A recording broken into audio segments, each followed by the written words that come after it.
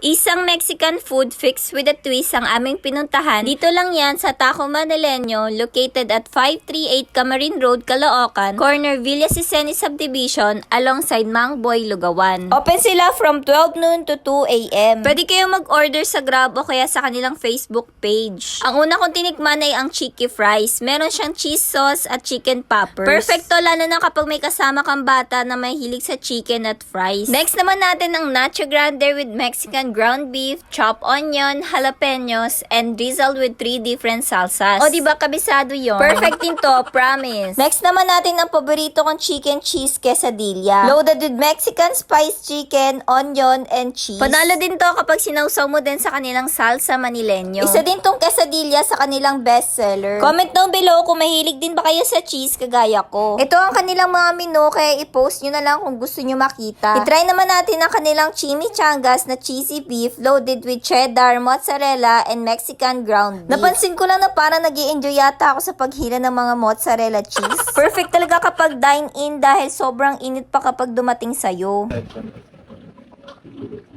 Usok pa oh.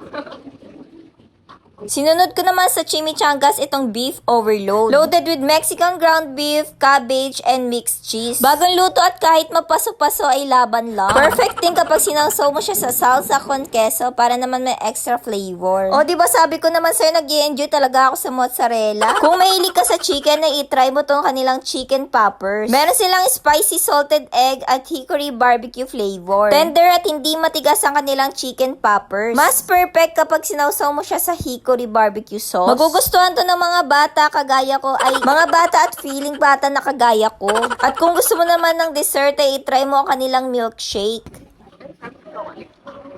Ang sinunod ko namang itry ay itong mango chia smoothie. Masarap din ito dahil ice cream base ang kanilang mga milkshake. Meron din silang strawberry milkshake na mahihilig naman sa mga strawberry. Perfect nga ito ngayong summer dahil parang nag-ice cream ka na parang nag-shake ka pa.